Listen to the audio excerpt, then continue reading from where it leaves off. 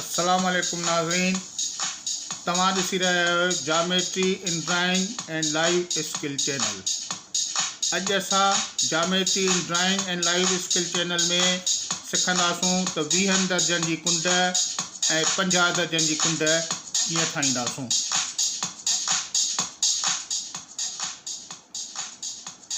छाकाणि त ही ॿई सवाल हिक ॿिए सां रिलेटेड आहिनि, उन करे असां हिन खे गॾु ठाहिणु सिखंदासूं।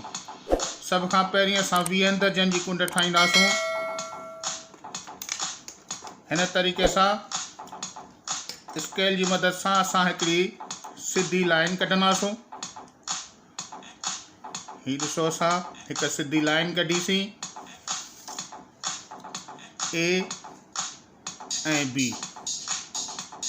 हीअ असां हिकिड़ी सिधी लाइन कढी आहे। हिन ते असां कंपास खणंदासूं।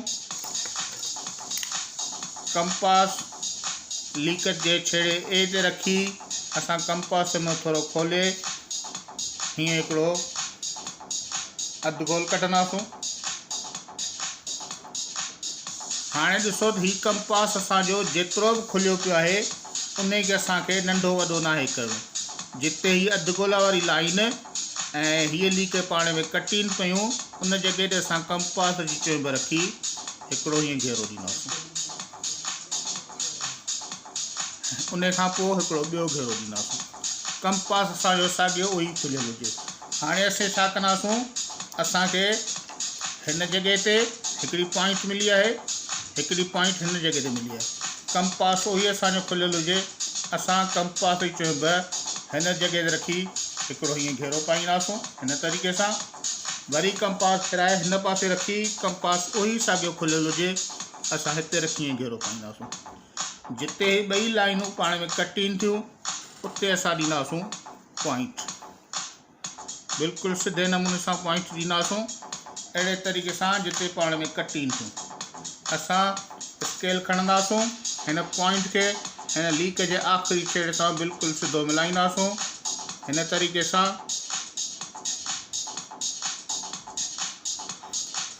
हीअ असांजी 20 दर्जन जी कुंड ठही वई।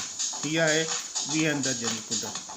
हाणे जेकॾहिं असांखे 50 दर्जन जी कुंड ठाहिणी आहे त उन जे लाइ तरीक़ेकार इहो आहे त असां साॻी हिन तरीक़े सां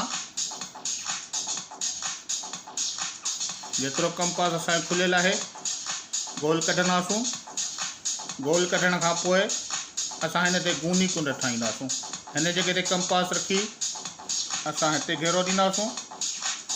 हिन जॻह ते कंपास रखी असां हिते घेरो ॾींदासूं, हिकिड़ो मथे घेरो ॾींदासूं ऐं हिन जॻह ते कंपास रखी असां हिते ई घेरो ॾींदासूं। हिन तरीक़े सां जिते ही ॿई लाइनूं कटीनि थियूं उते असां पॉइंट ॾींदासूं। पॉइंट ॾेई असां हिकिड़ी सिधी लाइन मिलाईंदासूं त हीअ असांजी गूनी कुंड ठही वई।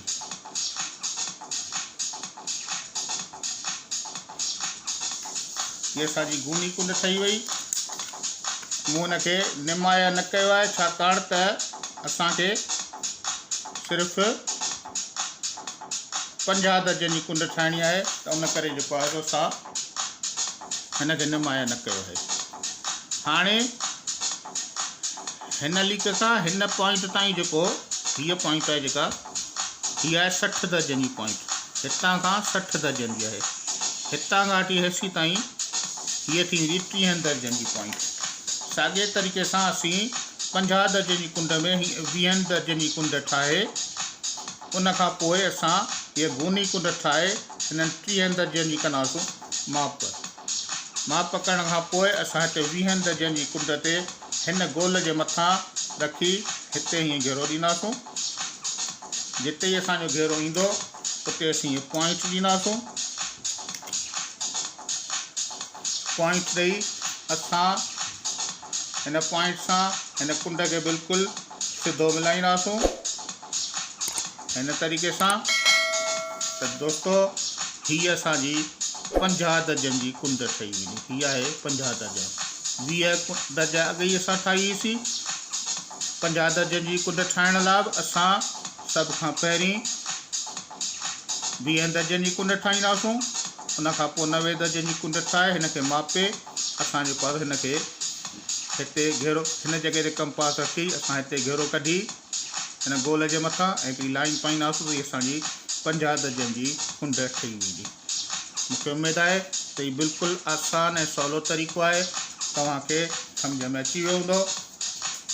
जेकॾहिं तव्हांखे मुंहिंजो चैनल पसंदि अचे थो त लाइक कंदा, ॿियनि दोस्तनि सां शेयर कंदा ऐं पंहिंजा कमेंट्स ज़रूरु लिखंदा। सब्सक्राइब कंदा मुंहिंजे चैनल खे ऐं बेल जे बटन खे बि ज़रूरु दॿाईंदा।